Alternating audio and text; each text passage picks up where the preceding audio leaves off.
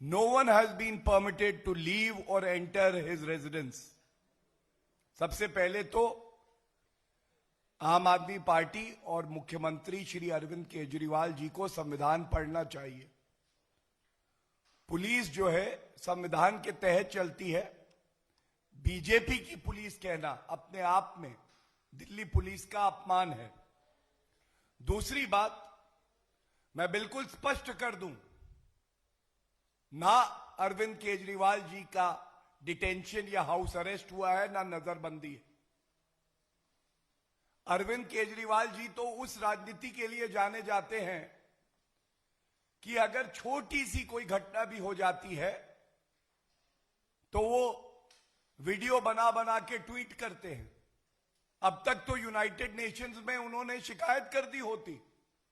और बड़ी जिम्मेदारी से मैं कहता हूं, आपके माध्यम से चुनौती देता हूं, अरविंद केजरीवाल जी अभी के अभी आपके घर के बाहर कैमरा होंगे, तुरंत निकलिए, पूरे दिल्ली को देख लेने दीजिए क्या आप नजरबंदी में रखे जा रहे हैं या नहीं। सच सामने आ जाए, दूध का दूध पानी का पानी हो जाए।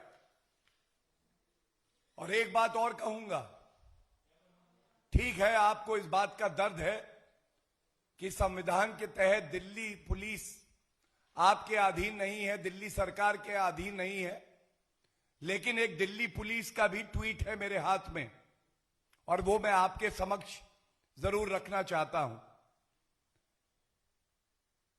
वेरीफाइड ट्विटर हैंडल लिखता है, this claim of CM Delhi being put on house arrest is incorrect. He exercises his right to free movement within the law of the land. A picture of the house entrance says it all. और ये तस्वीर है, ये tweet आपको Twitter handle पे मिलेगा DCP north Delhi के। तो मैं इतना ही कहूंगा, this politics of lies, deceit, propaganda being done by Shri Arvind Kejriwal ji is most unfortunate, and through the media and all the respected friends here, I wish to challenge Shri Arvind Kejriwal ji, stop this politics of lies and step out of your house. There are cameras outside your house right now, and let the entire Delhi see, let the entire country see whether you have been put under house arrest or not. And Mr. Arvind Kejriwal, your propagandas will not work. You have been doing this kind of cheap and petty politics, blaming the Home Ministry time and again without an iota of evidence. And this will not be tolerated. The kind of politics that Mr. Arvind Kejriwal is known for, if there was even an iota of truth in what he is saying, he and his party workers would have been the first one to tweet hundreds of videos, complain to various bodies, file a petition before the court, and even complain to the United Nations.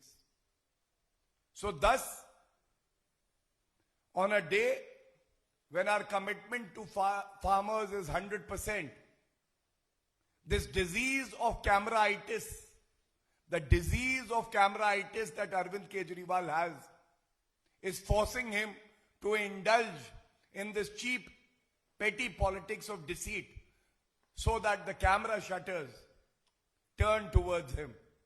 But the country is watching.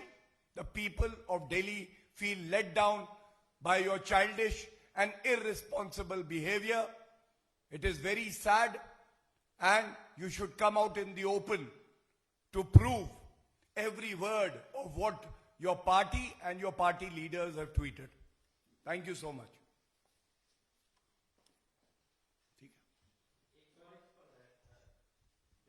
इसी से related रखिएगा जो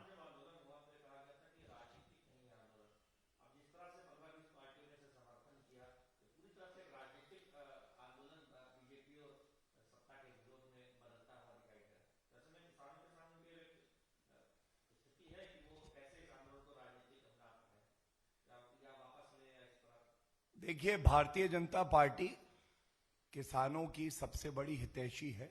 और आप भी जानते हैं कि 5 दौर की चर्चा किसानों से हो रखी है और पुनः वार्ता कल के लिए निर्धारित है।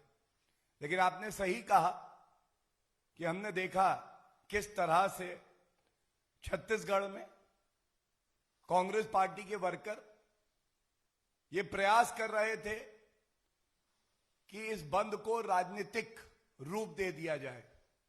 भारत में बंद नहीं, भारत बुलंद होगा। यही कार्य समाजवादी पार्टी के कार्यकर्ता लखनऊ में और बिहार में भी आरजेडी के कार्यकर्ता कर रहे थे। खुद के पास जमीन नहीं है और इसी तरह से वही 50-100 लोगों का गुट रेंट अ कॉज, कोई एक चीज उठाई, मुद्दा उठाया, उसमें घुसे, अपना काम निकला, जनता को त्रस्त किया, धोखा दिया, आगे बढ़ गए। यही इनकी राजनीति है और मैं समझता हूं आज भी इनकी यही मानसिकता सामने आई है। धन्यवाद।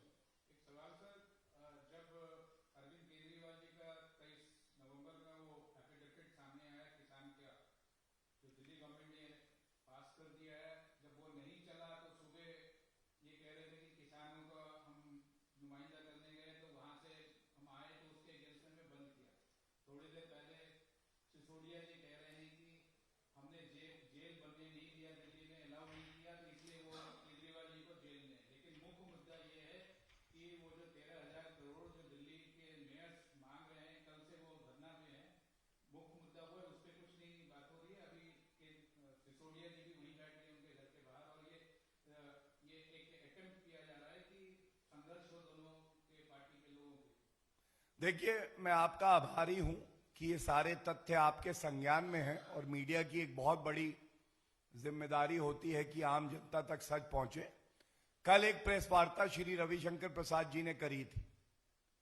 23 नवंबर 2020 का नोटिफिकेशन जो मैं लेके आया हूं, मेरे हाथ में है, हमने दिखाया कि ये दोहरा चरित्र देखिए आम आदमी पार्टी का। एक तरफ कहते हैं कि हम 3 कानूनों का विरोध करते हैं, दूसरी तरफ उनमें से एक कानून नोटिफाई कर देते हैं। आपने सही कहा, फिर एक कोई जेल में तबादला करेंगे, बदल देंगे, उसकी थ्योरी लगाई इन्होंने। वो जब विफल हो गई तो आज ये नई थ्योरी आ गई। तो मैं इतना ही कहूंगा कि कितना झूठ बोलेंगे। ये झूठ बोलने की जो फैक्ट्री लगी हुई है आम आदमी पार्टी में, इसको जनता खत्म जरूर करेगी, ये हमारा अटल विश्वास है। धन्यवाद।